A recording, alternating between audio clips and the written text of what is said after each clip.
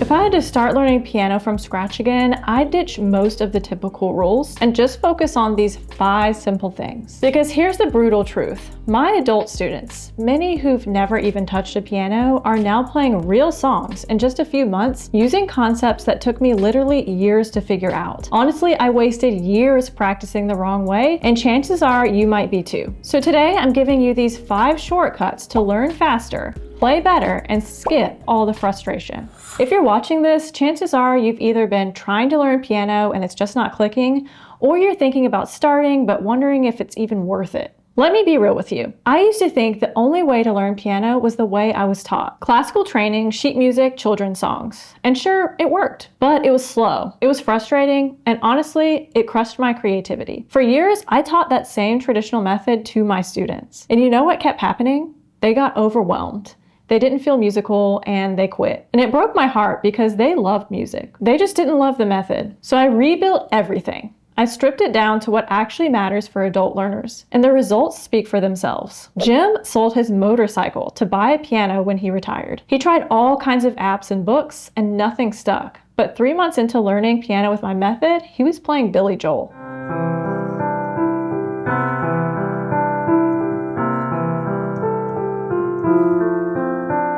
Dale, retired engineer, took lessons as a kid like most people and quit like most people. 50 years later, he came back to it with my approach, and now he plays Journey.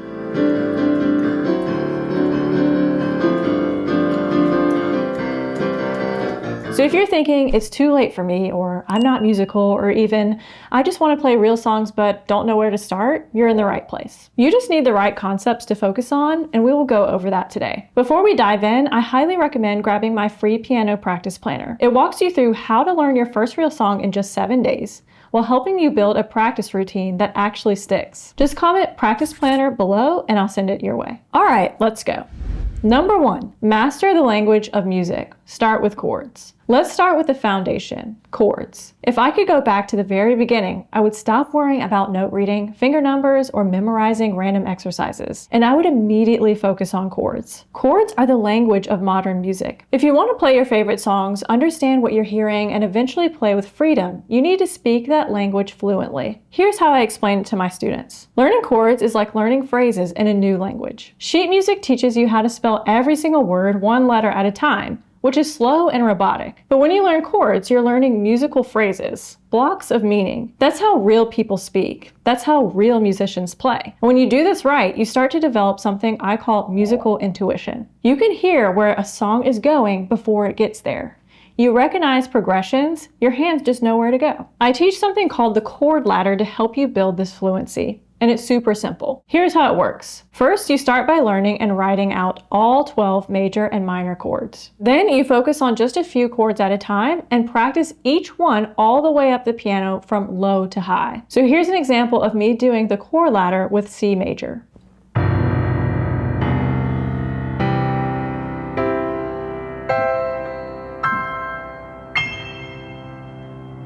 That's the ladder. C chord at the bottom, then again an octave up, then again all the way up to the top. This helps your brain and your hands lock in the shape of the chord so that when you go to switch between chords later in a song, it's already second nature. I also have my students keep a simple chord tracking chart, just a Google Doc or sheet of paper, where they can check off chords as they master them. That way, they're not just playing randomly. They're building a real foundation that grows week after week. Most people skip this step and wonder why switching chords is so hard later. But when you learn chords the right way and practice them intentionally, it changes everything. You're not just memorizing shapes, you're speaking music.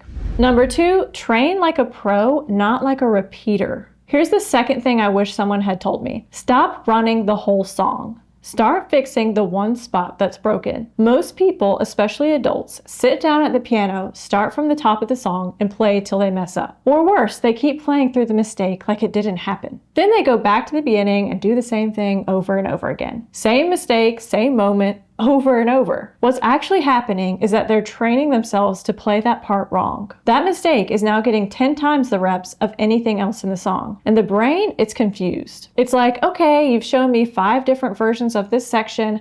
Which one do you want me to remember? You're not practicing, you're rehearsing your own frustration. What I teach my students is simple. Zoom in. When something's not working, don't push through it, just stop. Here's an example. Let's say I was playing Fly Me to the Moon like this, and I was struggling to go from D minor to G7.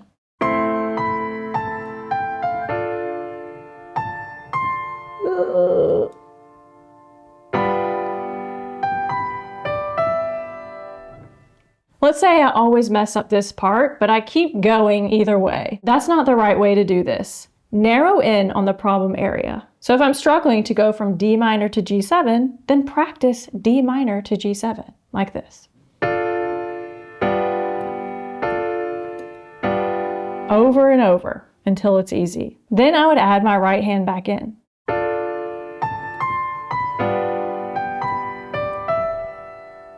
Highlight the messy section, shrink it down. It could be one line, one measure, even 2 chords. I call this targeted repetition. And here's the key. You don't move on until you've played it cleanly multiple times in a row. That's how you build accuracy. That's how you build confidence. It's like learning a new dance move. If your teacher shows it slightly differently every time, your body doesn't know what to lock in. It would be the same with piano. If you play a section slightly differently every time, sometimes right, sometimes wrong, your brain can't commit to anything. So when you isolate the problem and repeat it correctly over and over, now your brain knows what to keep. I've seen students get stuck on one measure for weeks until we zoomed in. Within 5 minutes of focused practice, it finally clicked. So if you feel like you're spinning your wheels, don't start over. Don't practice the whole song. Zoom in, get it right, then put it back together. That's how real progress happens.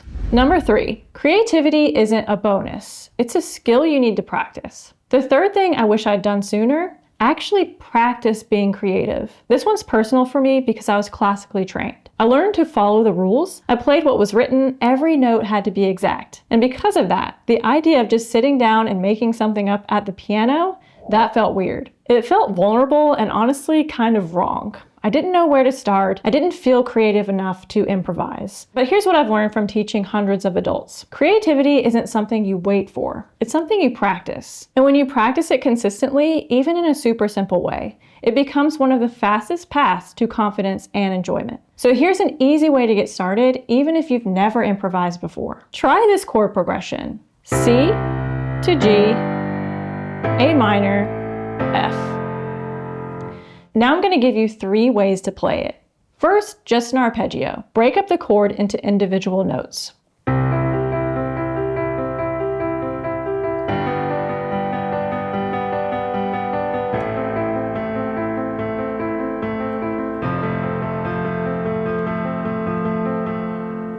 Second, try a left hand toss. Play the root low with your left hand and then the chord in your right.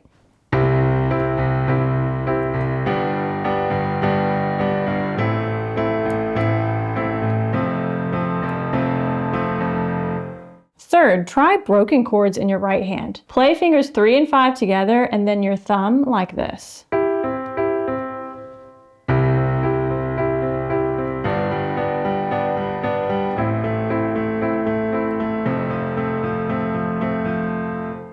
And once you're comfortable with these patterns, start mixing them up. Maybe the chorus is arpeggios and the verse uses the left hand toss. Maybe you add pauses, dynamics, or even leave some space. And by the way, if you're just getting started and want to learn your first song using chords, my free piano practice planner will walk you through exactly how to do that. It's designed to help you get results in just 7 days using a simple chord-based approach. Just comment practice planner below and I'll send it to you. Creativity doesn't come after you've earned it. It comes because you make space for it. It's a skill to learn and practice. Number 4, stop reading every note. Learn to read like a real musician. Like I said, I was classically trained, and it completely locked up my creativity. I couldn't improvise, I couldn't just sit and play. I needed the music in front of me to do anything. But here's the truth most teachers never say. Real world musicians, the ones playing at gigs and bands, worship teams, studios, aren't reading full-on classical scores. They're using lead sheets. Let me show you what that looks like. Here's what Fly Me to the Moon looks like with traditional sheet music. And now here's the same song as a lead sheet. Big difference, right? A lead sheet gives you only what you need. Chord symbols, melody line, lyrics. That's it. And you know what it gives you in return? Freedom.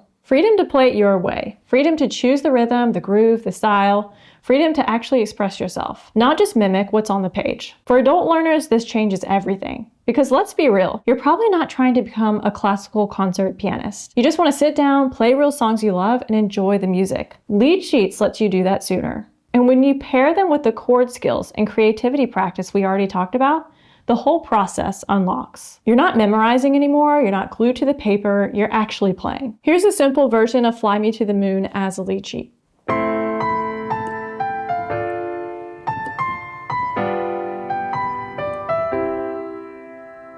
Or I could play it like this.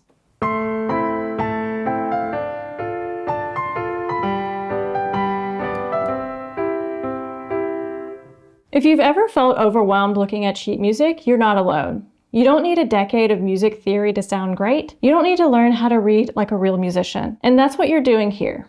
Number 5, stop skipping steps. Learn songs that match your level. Let's be honest, a lot of adult learners want to jump straight into the deep end. They pick a song like River Flows in You, open up some tutorial on YouTube, and just start trying. And 5 minutes in, they're overwhelmed. Their hands don't know what to do. They can't follow the timing, it sounds nothing like the recording, and they're frustrated. When that happens, they either decide they're not talented, or they give up entirely, thinking piano is just not for them. But here's the truth. It's not that you're not capable, it's that you skip steps. You tried to build a house without a foundation, and you're wondering why the roof won't stay up. This is the mistake I see all the time, and it's one I made too. Even when I was classically trained, I remember wanting to play these advanced, expressive pieces before I had mastered the basics. I pushed through them, but my technique was messy.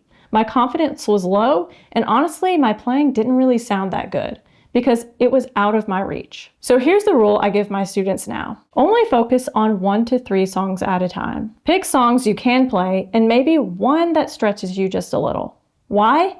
Because progress isn't built by trying harder. It's built by succeeding often. When you choose songs that match your current level and you actually finish them, you build momentum. Your hands get comfortable, your rhythm gets cleaner, and you start sounding like a real player faster than if you had just grinded on one piece forever. It's okay to have a challenge song. In fact, I want you to have one. But if that's all you're playing, you're setting yourself up to feel defeated every time you sit down at the piano. If everything feels like a struggle, it's not because you're bad, it's because the material is too hard. And here's what's cool. When you do the basics well, chords, rhythm, structure, even a simple song sounds really good. That's when you build confidence. That's when your ear gets better. That's when you actually enjoy playing again. So stop chasing the fanciest song on YouTube. Pick music that matches your level. Finish it and then move forward. That's how you make real progress. Look, if you've struggled with piano before, it's not because you're not musical, it's not because you're too old or not talented or missed your window. The truth is you were probably taught the wrong way or tried learning with a method that wasn't actually built for you. Because if you're an adult trying to learn real songs, playing hot cross buns from a kid's book isn't exactly motivating. But the second you stop trying to learn the traditional way and start learning in a way that actually makes sense for your life, your goals, and your brain,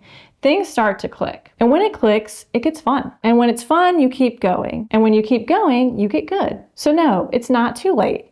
You didn't miss your chance. You just haven't had the right path yet. So let's change that. If you're ready to stop spinning your wheels and actually finally learn to play songs you love, I made something for you. It's a free piano practice planner that helps you get started the smart way. Inside, I'll show you the first chords you actually need to know, how to build a simple, effective practice routine, and how to learn your first song in just 7 days using real music and no kid stuff. This is the planner I wish I had when I started, and it's totally free. Just comment practice planner below and I'll send it to you. And once you download the planner, watch this next. I'll walk you through your first real song using only 4 chords. The same chords you'll start learning inside the planner. It's the perfect next step, and I'll see you there. And if this video helped you, be sure to like and subscribe, and I'll see you next time.